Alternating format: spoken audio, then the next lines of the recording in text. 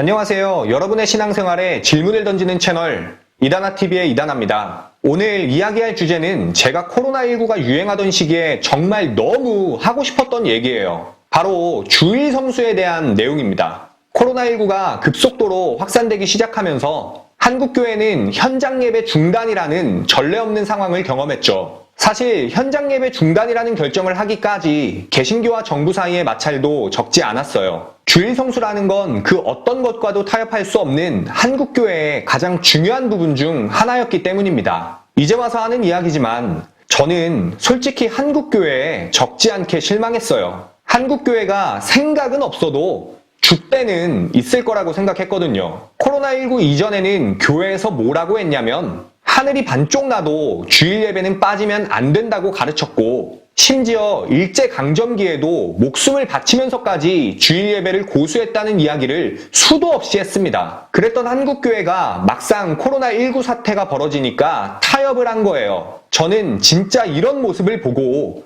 생각도 없는데 줏대까지 없구나 싶어서 남아있던 정례미까지 다 떨어졌습니다. 자, 정부에서 현장 예배 금지를 권고했던 이유가 뭡니까? 코로나19가 예배를 통해서 확산되니까 그랬던 거죠. 거짓말 하나 안 보태고 만약 15년 전에 코로나19가 터졌으면 그 당시 저는 짐 싸들고 교회 안으로 들어가서 숙식했을 거예요. 아니, 전염병 따위의 주일 성수를 어떻게 양보하냐? 남들에게 코로나 옮길까봐 그러는 거면 밖에 안 나오고 교회에서 살겠다. 이러고 교회에 들어가서 끝까지 주일 성수했을 겁니다. 기독교인들에게 주일 성수란 일요일날 교회에 출석해서 예배 드리는 거라고 그렇게 배웠으니까요. 사회로부터 손가락질을 받든 욕을 처먹든 저는 그렇게 했을 거예요. 그게 그 당시 제 신념이고 믿음이었습니다. 와, 근데 그 어떤 상황에서도 양보하면 안 된다고 했던 주일 성수를 코로나19가 터지니까 그냥 바로 버리네? 그리고는 온라인 예배로 전환합니다. 아니, 그전까지는 온라인으로 드리는 예배는 진정한 예배가 아니라고 가르치지 않으셨어요? 그게 코로나19로 인해서 하루아침에 바뀐 겁니까? 그렇게 한국교회는 현장 예배를 버리고 온라인 예배로 전환합니다. 근데 더 웃긴 게 뭔 줄 아세요? 이제 코로나가 좀 잠잠해지니까 다시 현장 예배를 회복해야 한대요. 코로나19 때는 정부의 정책 때문에 어쩔 수 없었던 거고, 이제 괜찮아졌으니까 현장으로 나와야 한다는 겁니다. 다시 과거로 돌아가 온라인 예배는 진정한 예배가 아니라는 거죠. 제가 한국교회에 한 말씀 드리겠습니다. 현장 예배를 포기하고 온라인 예배를 받아들인 그 순간 지금까지 당신들이 고집해오던 주일 성수에 대한 전통은 개박살이 난 거예요. 이제 와서 온라인 실시간 예배 없애면 성도들이 다 현장 예배로 복귀할 것 같습니까? 택도 없는 소리입니다. 이제 과거에 주장하던 논리로는 성도들을 설득할 수가 없어요. 한국교회가 스스로 그 신념을 깨버렸기 때문이죠. 실제로 한번 교회에 가보세요. 젊은 사람들이 거의 없습니다. 이번 코로나19 사태를 통해 한국교회가 얼마나 얄팍하고 옹졸한지 깨달았기 때문이에요. 제가 이렇게 말하면 그럼 너는 코로나19 사태 때도 현장 예배 드렸냐? 라고 질문하실 텐데 저는 애초에 하나님께서 현장 예배만 받으신다고 생각하지 않습니다. 온라인 예배도 현장 예배와 전혀 다르지 않은 똑같은 예배라고 생각해요. 지금부터 제가 왜 그렇게 생각하는지 말씀드리겠습니다.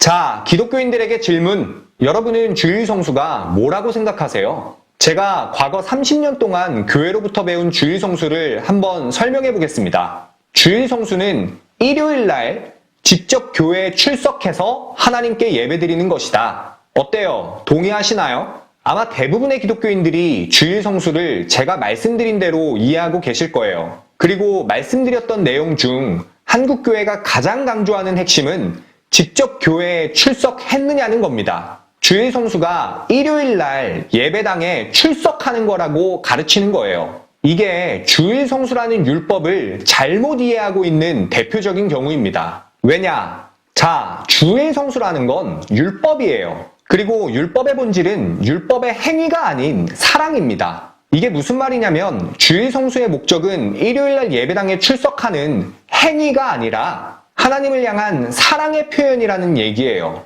이해되십니까? 율법의 핵심이 사랑이듯이 주일 성수의 핵심 또한 사랑인 겁니다. 근데 주일 성수의 핵심이 사랑이라면 주일 성수가 누군가에게 피해를 주거나 누군가의 삶을 무너뜨리면 되겠어요? 안 되겠어요? 당연히 안 되죠. 그건 사랑을 해치는 일이니까요. 근데 코로나19 사태가 벌어지고 나니까 주일 성수가 다른 사람들에게 피해를 주고 또 코로나에 걸리게 만들어서 삶을 무너뜨리는 원인이 됐잖아요. 그럴 경우에는 교회 출석이라는 행위는 잠시 포기할 수 있는 겁니다. 수단을 바꿔서 집에서 온라인으로 예배드려도 아무 문제 없는 거예요. 온라인으로 예배드리면 하나님에 대한 사랑이 거짓이 됩니까? 아닙니다. 이게 제가 온라인 예배를 현장 예배와 다를 바 없다고 생각하는 이유입니다. 하나님에 대한 사랑이 전제되면 현장 예배든 온라인 예배든 하나님께서는 똑같이 그 예배를 받으시는 거예요. 단지 사회적인 상황에 따라서 현장 예배를 드릴 수도 있고 온라인 예배를 드릴 수도 있는 거죠. 좀 더 극단적인 예를 들어볼게요. 일요일날 여러분이 교회에 오고 있는데 앞에 가던 사람이 갑자기 발작을 일으키면서 쓰러졌어요. 그 사람을 위해서 119에 연락하고 병원에 데려가면 교회에 가지 못할 상황입니다. 그럼 여러분 어떻게 하시겠어요? 뭘 어떻게 해요? 예배 못 가더라도 그 사람을 살려야죠. 그게 바로 주일 성수입니다. 근데 기독교인들은 종교 행위에만 초점을 맞춰요. 오늘 교회에 출석했냐 안 했냐에만 관심이 있지 그 행위의 목적인 사랑에는 관심이 없습니다. 다시 한번 말하지만 종교 행위를 중요하게 생각했으면 애초에 온라인 예배를 수용하지 말았어야죠. 방역수칙을 어겨서 교도소에 가는 한이 있더라도 교회에 나갔어야 해요. 교회 안에서 숙식을 하는 한이 있더라도 현장 예배를 고수했어야 합니다. 근데 그렇게 못했잖아요. 말은 자신감 있게 하면서 왜 행동은 대체 그렇게 쫄보인지 이해가 잘 안 됩니다.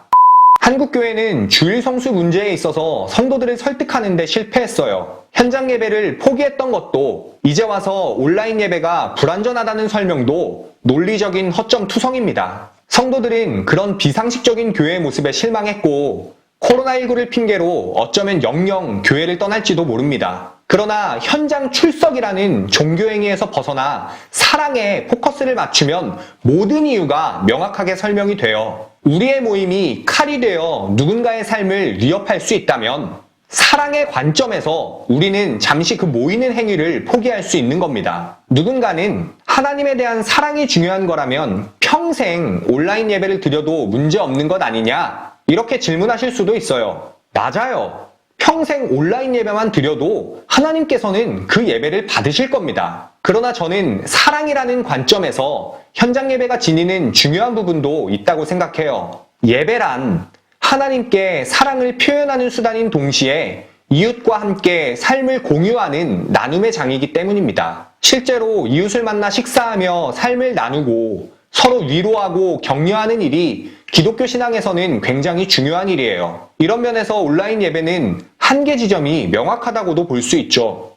근데 이건 원론적인 얘기고 솔직히 지금 한국교회가 나눔의 장으로서의 역할을 제대로 하고 있는지 모르겠어요. 교회 나가서 위로받는 사람보다 상처받는 사람이 더 많아 보일 정도니까요. 이런 상황에서는 그냥 집에서 온라인 예배 드리는 게 현실적으로 더 나은 선택이 아닌가 싶기도 합니다. 100번 양보해서 현장 예배가 성도들 사이에 사랑을 세운다고 가정하더라도 코로나19와 같은 상황이라든지 혹은 병상에 누워 계시는 분들 그리고 교회에 대한 분노와 상처가 너무 커서 현장 예배를 나갈 수 없는 분들에게는 온라인 예배가 얼마든지 대안이 될 수 있다는 거예요. 더 나아가 훗날 메타버스와 같은 플랫폼이 대중화되고 가상현실 속에서도 실제 삶과 비슷한 수준의 소통이 가능하다면 그때는 가상현실에서의 예배가 현장 예배를 완전히 대처하는 상황도 일어날 수 있다고 봐요. 물론 먼 미래의 이야기고 실제로 어떻게 될지는 좀 더 지켜봐야겠죠. 끝으로 저는 한국교회가 좀 솔직해졌으면 좋겠어요. 툭 까놓고 말해서 이제 와서 현장 예배 강조하는 거 그거 솔직히 교회 재정 문제 때문이잖아요. 성도들이 온라인 예배를 드리기 시작하니까 자연스럽게 헌금도 적어지게 되고 그러다 보니 재정적으로 부담이 생겨서 현장 예배를 다시 강조하고 있는 거 아닙니까? 만일 그런 이유 때문이라면 정말 부끄러운 줄 알아야 합니다. 이제 와서 일부 목사들은 온라인 예배를 마치 사탄의 달콤한 유혹인 것처럼 이야기하는데 저는 그렇게 생각하지 않아요. 코로나 사태와 같은 때를 대비해서 하나님께서 우리에게 주신 대체 수단이 온라인 예배라고 생각합니다. 발전하는 현대기술을 하나님의 뜻에 반대되는 것처럼 프레임을 씌우고 전통적인 예배 출석만을 하나님이 원하시는 방법이라고 설명하는 건 개신교의 몰락을 자초하는 자충수란 사실을 한국교회가 꼭 깨달았으면 좋겠습니다. 그래서 오늘의 결론, 온라인 예배는 하나님께서 우리에게 주신 선물이다.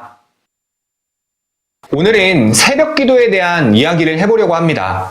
교회에 다니다 보면 새벽 기도를 해야 한다고 강조하는 분들을 쉽게 볼 수 있어요. 하루의 첫 시간을 하나님께 드리는 일은 굉장히 의미 있는 일입니다. 근데 일부 교회에서는 이 새벽 기도를 기준으로 성도들의 신앙을 판단하기도 하고, 좀 더 심한 교회에서는 새벽 기도를 반드시 해야 한다고 강요하기도 하죠. 이런 분위기 속에서 일부 성도들은 큰 스트레스를 받기도 합니다. 그래서 오늘은 새벽 기도를 어떻게 바라보아야 할지 설명드리도록 하겠습니다.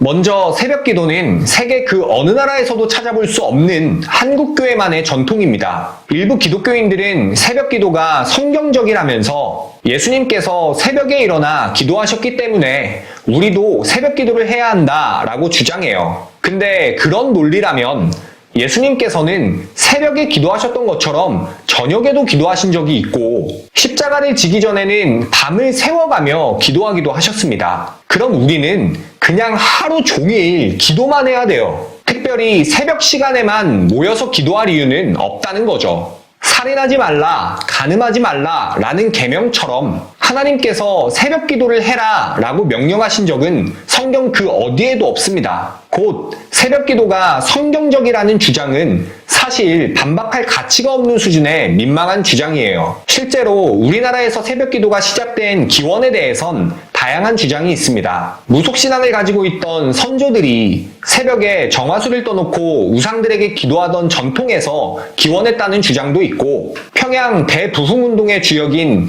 길선주 목사가 새벽 기도를 만들었다는 주장도 있어요. 그 기원이 어떻든 간에 하나님을 향한 사랑의 마음에서 새벽 기도를 하는 건 의미 있는 일입니다. 기원보다 중요한 건 그 행위를 하는 취지와 목적이라고 봐요. 근데 문제는 한국교회가 어느 순간부터 새벽 기도를 신앙의 척도로 보고 성도들의 신앙을 재단하기 시작했다는 점입니다. 나아가 성도들에게 새벽 기도를 반드시 해야 한다고 강요하는 경우도 적지 않아요. 이 지점에서 성도들의 신앙이 성장하기보다는 되려 회의감에 빠지게 되는 경우가 많습니다. 좋은 취지에서 시작된 교회의 전통이 성도들의 삶을 구속하고 회의감에 빠지게 한다면 이건 다시 한번 생각해봐야 할 중요한 문제가 아닐까 싶어요. 결론부터 말씀드리자면 사회에서 경제활동을 하고 있는 성도들에게 새벽 기도를 나가는 일은 현실적으로 불가능한 일에 가깝습니다. 제 경우를 예로 들어볼게요. 저는 최근에 창업을 했습니다. 지금 근무하는 시간을 말씀드리면 월요일부터 토요일까지 아침 6시 30분에 일어나서 출근하는데 1시간 반, 퇴근하는데 1시간 반, 근무 시간은 하루에 12시간이에요. 집에 돌아오면 저녁 10시에서 10시 30분 정도 되고 씻자마자 자면 대략 7시간 정도 잘 수 있습니다. 퇴근한 뒤에 잠시라도 해야 할 일이 있으면 6시간 정도밖에 잘 수 없어요. 자, 이런 상황에서 제가 새벽 기도에 가려면 새벽 기도가 5시에서 5시 30분 정도라고 가정할 때 4시에서 4시 30분에는 일어나야 합니다. 그럼 하루에 한 4시간에서 5시간 정도 잘 수 있겠네요. 그리고 직장에서의 일은 훨씬 힘들어지겠죠. 이런 상황에서 새벽 기도를 강요하는 건 그냥 폭력입니다. 이번엔 과거의 경험을 말씀드릴게요. 제가 신학생 시절에는 실제로 새벽 기도를 꽤 나갔습니다. 대학 다니면 사실 좀 빠르게 자도 11시 정도 되잖아요. 그럼 한 5시간 자고 새벽 기도 나가요. 그리고 나서 학교에 가면 진짜 졸려요. 잠을 많이 자고 강의를 들어도 피곤한데 새벽 기도까지 나갔다가 강의 들으려니까 정말 너무 졸리더라고요. 근데 교회에서는 뭐라고 가르쳤냐면 너네 나중에 목사 되면 평생 새벽 기도 해야 돼. 지금부터 습관 들여놔야 돼 하더라고요. 아니 새벽 기도가 무슨 공부입니까? 스포츠예요? 조기 교육을 하게? 그냥 새벽 기도 해야 되는 시점부터 하면 돼요. 잠을 줄이는데 무슨 연습이 필요합니까? 오히려 젊을 때 체력 많이 보충해놔야 목회 시작하고 나서 더 좋은 체력으로 새벽 기도할 수 있는 것 아니겠습니까? 그리고 대부분의 목사님들이 새벽 기도 끝나고 나면 집에 가서 자고 하루를 시작합니다. 왜? 피곤하니까. 이건 성도들도 마찬가지예요. 새벽 기도하고 집으로 돌아가서 낮에 다들 낮잠 잡니다. 왜? 피곤하니까. 본인들도 새벽 기도하고 나면 피곤해서 주무시면서 낮잠 잘 수 없는 직장인이나 학생들에게 새벽 기도 요구하는 건 너무 양심 없는 일이 아닌가 싶어요. 새벽 기도는 솔직히 밤잠 없는 어르신들이나 혹은 시간적으로 여유로운 전업주부 같은 성도들이 할 수 있는 종교 행위입니다. 직장인들이나 학생들도 마음을 굳게 먹으면 할 수야 있겠지만 사회에서 일하고 공부하는데 지장이 생기는 건 어쩔 수 없어요. 아니, 백날 교회 나와서 공부 잘하게 해달라고 기도하면 뭐합니까? 정작 새벽 기도 때문에 해야 할 공부에 집중을 못 하잖아요. 또 백날 회사에서 성과 잘 내게 해달라고 기도하면 뭐합니까? 정작 새벽 기도 때문에 회사에서 일에 집중을 못 하잖아요. 저는 기도하지 말라고 이야기하는 게 아닙니다. 굳이 그 기도를 사회생활에 지장을 초래하면서까지 왜 새벽에 하냐는 거예요. 그게 답답한 겁니다. 새벽에 기도하든 저녁에 기도하든 아니면 일이나 공부하다가 중간중간 기도하든 하나님께서는 똑같이 그 기도를 들으세요. 그럼에도 불구하고 새벽 기도를 하는 사람이 더 신앙이 좋다고 생각하는 기독교인들이 꽤 많을 겁니다. 그런 분들은 그냥 본인만 열심히 하세요. 남에게까지 강요하지 마시고요. 그래서 오늘의 결론, 기독교인들 교회로 모이지 말고 제발 세상에서나 잘하자. 신앙생활을 하다 보면 이게 하나님의 음성인지 아니면 내 마음의 소리인지 헷갈릴 때가 있어요. 어떤 주제를 놓고 기도를 하다 보면 특별한 마음이 생길 때가 있죠. 그럴 때 이 음성이 하나님의 음성인가 싶다가도 아니 혹시 내 마음의 음성인데 하나님의 음성으로 착각하는 건 아닐까 싶은 마음이 듭니다. 기독교인이라면 한 번쯤 해보았을 경험이에요. 오늘은 이런 상황에서 하나님의 음성과 내 마음의 음성을 구별하는 방법에 대해 말씀드리도록 하겠습니다.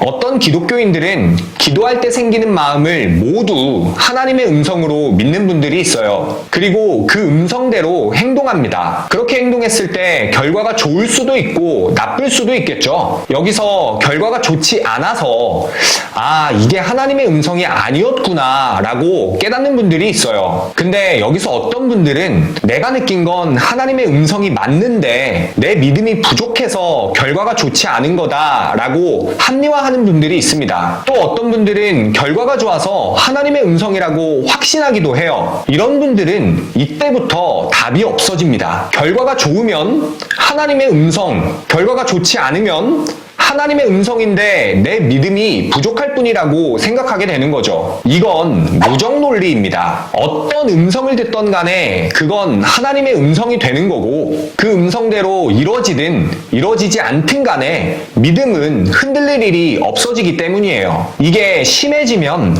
자기 객관화가 되지 않으면서 스스로 하나님께 직접 계시를 받고 있다고 착각하게 되고 자신이 신령한 존재로 느껴지면서 다른 사람들에게 예언 기도를 해주기도 합니다. 이런 사람들은 굉장히 위험하고 사이비 교주와 같은 사람이 될 확률이 대단히 높습니다. 과거에 제가 다녔던 교회에서는 이런 기도응답이 무분별하게 수용됐어요. 일단 담임 목사님이 설교 시간이든 사적인 자리든 막론하고 응답받는다는 이야기를 수도 없이 했습니다. 특히 담임 목사 사모님이 하나님께 직접 응답을 받는다면서 성도들에게 기도를 엄청 해줬어요. 어떤 일까지 벌어졌냐면 성도들이 고민이나 문제가 있을 때 담임 목사님 사모님에게 찾아가 기도를 받는 겁니다. 그러면 사모님이 기도를 한 다음에 하나님이 이렇게 말씀하십니다 하는 거예요. 사업을 해도 되는지 안 되는지는 물론이고 제가 아는 어떤 커플은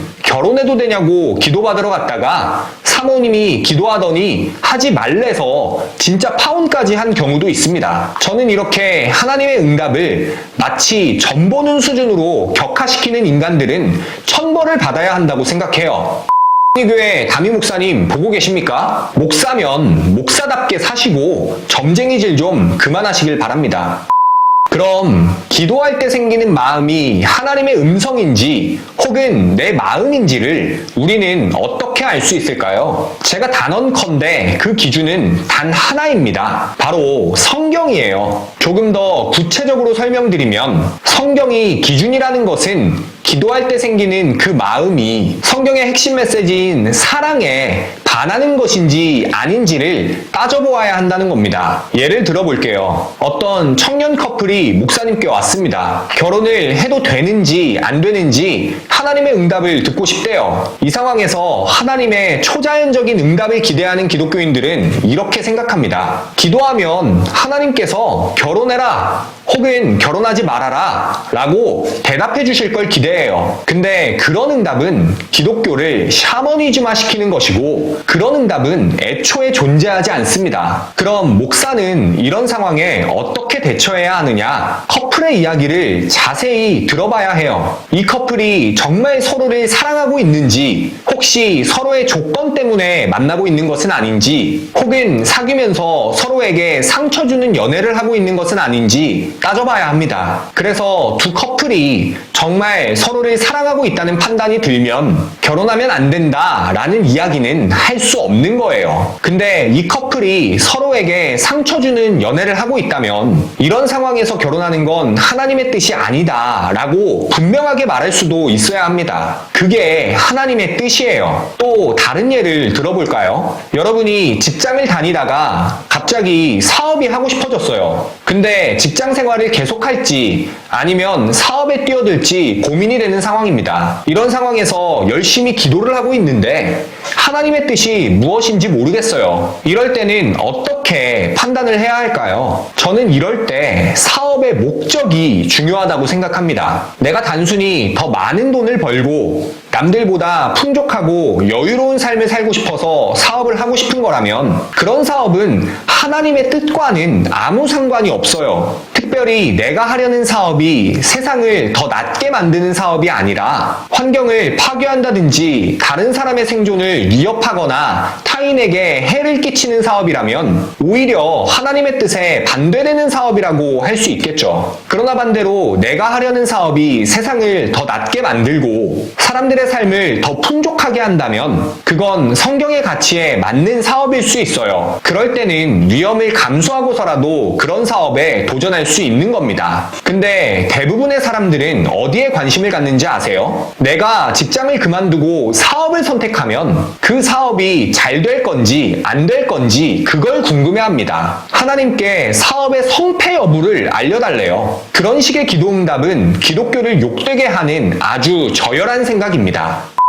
앞으로 여러분이 기도할 때 생기는 마음이 하나님의 뜻인지 아닌지 궁금할 때 한 가지만 기억하세요. 그 생각이 성경이 말하는 사랑의 가치에 부합하는지 부합하지 않는지 그것만 따져보시면 됩니다. 그리고 그런 가치와는 전혀 상관없는 일들은 하나님께 물어보지 마세요. 이번 월드컵에서 우리나라가 몇 강까지 올라갈까요? 다음 주 월요일 날씨는 흐릴까요? 맑을까요? 뭐 이런 대답할 가치가 없는 기도에 하나님께서는 응답하지 않으십니다. 이 영상을 보고 기독교를 샤머니즘화하는 일부 기독교인들은 제발 정신 좀 차리셨으면 좋겠습니다. 그래서 오늘의 결론, 기도는 점이 아니다. 기도할 때 음성이 들리는 사람은 병원부터 가자. 오늘은 성경에 대한 이야기를 해보려고 합니다. 영상 시작에 앞서 저는 성경을 믿는 기독교인이라는 사실을 먼저 밝힐게요. 오늘 말씀드릴 내용이 일부 기독교인들에게는 거부감이 들 수도 있는 내용인데 제가 이런 내용을 말씀드리는 목적은 결코 기독교 신앙을 부정하거나 훼손하려는 것이 아니라는 걸 알아주셨으면 좋겠습니다. 여러분께서는 성경이 어떤 과정을 거쳐서 지금처럼 이렇게 한 권의 책이 됐는지 알고 계신가요? 저는 신학을 전공하기 이전에 성경은 사람들이 하나님의 음성을 직접 듣고 쓴 책이라고 믿었어요. 이걸 어려운 말로 축자 영감설이라고 합니다. 하나님께서 성경의 단어 하나하나를 알려주셨고 저자들은 그걸 받아 썼다는 거예요. 그렇기 때문에 성경은 그 내용과 단어에도 오류가 있을 수 없다고 믿는 겁니다. 있습니다. 아마 신학을 배워본 적 없는 기독교인들은 성경에 대해 이런 믿음을 가지고 계신 분들이 적지 않을 거라고 봅니다. 근데 사실 성경을 제대로 읽어보면 성경 자체의 모순과 오류가 상당히 많다는 사실을 알 수 있어요. 얘 또 기독교 까려고 이러는 거 아니야? 라고 생각하실 수 있는데 일단 한번 들어보시길 바랍니다. 성경의 모순과 오류는 나무위키에 검색해보시면 내용이 잘 정리가 되어 있어요. 그 중에서 대표적인 몇 가지만 소개해드리면, 먼저 우리는 골리앗을 죽인 사람이 다윗이라고 알고 있잖아요. 사무엘상 17장 50절에 보면 이리하여 다윗은 칼도 없이 팔매돌 하나로 블레셋 장수를 누르고 쳐 죽였다 라고 기록되어 있습니다. 근데 여러분 놀라지 마세요. 사무엘하 21장 19절 말씀을 보면 곱에서 블레셋 군과 또 한 차례 싸움이 붙었을 때 베들레헴 사람 야이르의 아들 엘하난이 갓사람 골리앗을 죽였는데 골리앗의 창대는 배틀 용두 머리만큼 굵었다 라고 써 있습니다. 사무엘상은 다윗이 골리앗을 죽였다고 하고 사무엘하는 엘하난이 골리앗을 죽였다고 기록되어 있는 거죠. 여기서 다윗과 엘하난이라는 사람은 동일인이 아닌 아버지의 이름까지 다른 완전히 다른 사람입니다. 또 마태복음과 누가복음에 나와 있는 예수님의 족보가 서로 달라요. 마태복음과 누가복음 모두 예수님의 아버지는 요셉이라고 기록합니다. 그러나 마태복음은 요셉의 아버지를 야곱이라고 하고 누가복음은 헬리라고 해요. 그리고 그 위로 다윗이 나올 때까지 모든 족보가 완전히 다릅니다. 한두 사람 이름만 다르면 그러려니 하겠는데 아버지만 일치하고 그 윗세대가 전혀 다르다는 건 쉽게 이해하기 어렵죠.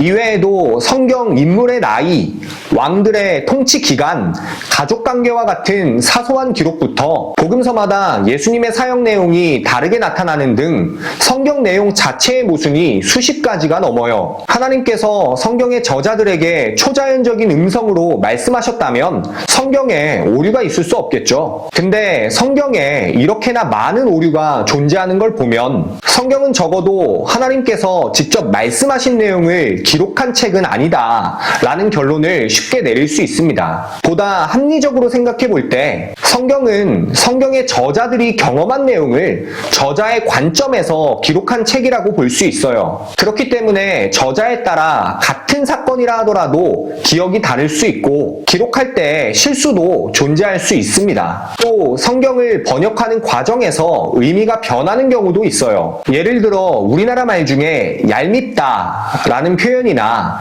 할 수 없지 라는 표현 같은 건 영어로 번역하기가 좀 애매합니다. 마찬가지로 성경을 원어에서 우리나라 말로 몇 번씩이나 번역하는 과정에서 의미가 변질되는 경우가 있을 수 있죠. 심지어 같은 한국어인 성경 안에서도 표준세 번역, 개역개정판, 킹 제임스판, 현대인의 성경, 쉬운 성경 등 번역판이 수도 없이 많아요. 의미도 조금씩 다릅니다. 또 지금 우리가 성경이라고 말하는 66권의 책은 과거 사람들이 회의를 통해 정한 거예요. 66권의 책 외에도 엘리야 승천기, 도마복음 등 일반 성도들은 잘 모르는 외경들이 굉장히 많습니다. 마태, 마가, 누가, 요한복음을 우리가 사복음서라고 부르잖아요. 이런 복음서가 실제로는 50개가 넘는데 그 중에서 4권만 복음서로 인정된 겁니다. 이런 작업들이 모두 사람에 의해서 진행됐어요. 하나님께서 직접 66권을 성경으로 써라 라고 명령하신 게 아닙니다.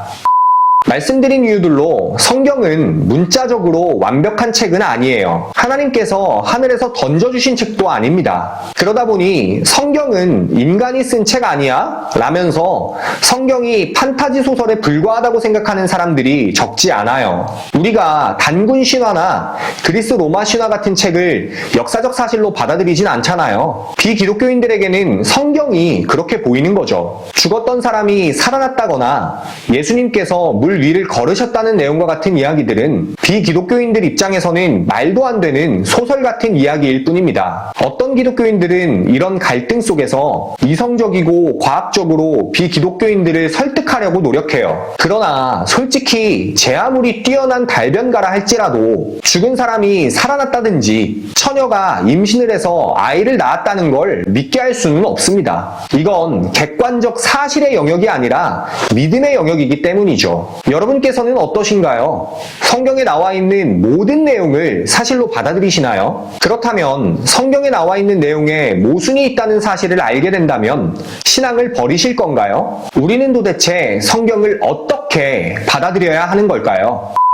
저는 성경이 진리라고 믿습니다. 그리고 제가 성경을 진리로 믿는 이유는 성경이 논리적으로 완벽하기 때문이 아닙니다. 성경이 이야기하는 메시지가 제 삶을 의미 있고 행복하게 하는 유일한 가치이기 때문이에요. 과학적이고 논리적으로 완벽한 책이라 하더라도 그 책의 메시지가 제 삶을 변화시키고 행복하게 만들지 않는다면 그 책은 제게 아무 의미도 아닙니다. 반대로 그 책이 과학적이고 논리적으로 완벽하지 않다 할지라도 그 메시지가 제 삶을 변화시키고 행복하게 한다면 그 책은 저에게 진리인 거예요. 그렇다면 성경의 핵심 메시지는 무엇일까요? 이전 컨텐츠를 통해서도 반복적으로 드리는 말씀이지만 성경의 시작인 창세기 1장 1절부터 요한계시록 마지막 말씀까지 성경이 일관되게 이야기하는 메시지는 단 하나입니다. 바로 사랑이에요. 인간은 사랑에서 멀어져 불완전한 존재가 되었고 그렇기 때문에 누군가를 사랑하고 사랑받을 때 비로소 온전해지며 행복한 삶을 살 수 있다는 사실을 이야기합니다. 성경은 과거부터 지금까지 우리에게 이 사랑이라는 가치를 외치고 있고 이 메시지 안에서 수많은 사람들이 변화되어 왔어요. 성경의 모든 말씀은 우리에게 사랑을 이야기한다는 점에서 비로소 의미를 갖는 겁니다. 그렇기 때문에 기독교인들은 사랑이라는 가치 아래에서 자신의 믿음의 분량에 따라 성경을 믿으면 돼요. 어떤 사람은 성경의 모든 내용이 역사적 사실 그대로 믿어질 수 있어요. 그럼 본인은 그렇게 믿으면 됩니다. 근데 또 다른 사람은 사람이 무리를 걷는다든지 처녀가 잉태했다는 사실이 도저히 믿어지지 않는데요. 근데 성경이 말하는 사랑이라는 메시지를 통해서 내가 사랑받는 존재라는 사실을 느끼게 되고 타인을 사랑하며 사는 삶을 살게 된다고 해봅시다. 그럼 그냥 그렇게 믿어도 되는 거예요.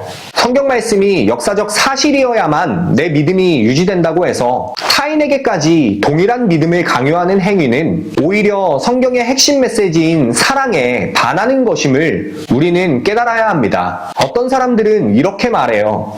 그럼 예수의 십자가나 부활 사건이 역사적 사실이 아니어도 상관없다는 거냐? 라고요. 개인적으로 저는 십자가와 부활 사건이 역사적 사실이라고 믿습니다. 그러나 설령 반박할 수 없는 과학적 증거가 십자가와 부활을 일어나지 않은 사건으로 증명한다 하더라도 저는 결코 기독교 신앙을 버리지 않을 겁니다. 아까 말씀드렸다시피 제게는 사랑이라는 기독교의 핵심 가치가 제 삶을 유일하게 의미 있게 하고 행복하게 하는 가치이기 때문이에요. 성경의 모든 문자와 사건들은 성경의 핵심 메시지인 사랑을 우리에게 전달하는 수단에 불과해요. 이 기준이 없으면 우리의 신앙은 학문이나 과학에 의해 휘둘릴 수밖에 없습니다. 여러분의 삶이 성경을 통해 변화되고 성경의 메시지인 사랑이 여러분의 삶을 정말 행복하게 하지 않는다면 여러분의 신앙은 외적인 요소들에 의해 좌지우지되는 불완전한 신앙에 머무를 거예요. 기독교 신앙은 우리의 삶과 동떨어진 학문의 영역이 아니라 실제로 내 삶을 변화시키고 행복하게 하는 현실이자 실존입니다. 부디 모든 기독교인들이 성경을 머리로만 이해하는 것이 아니라 삶으로 소화해 살아가는 신앙생활을 했으면 하는 바람입니다. 그래서 오늘의 결론, 성경은 불완전하지만 성경의 메시지인 사랑은 완전하다.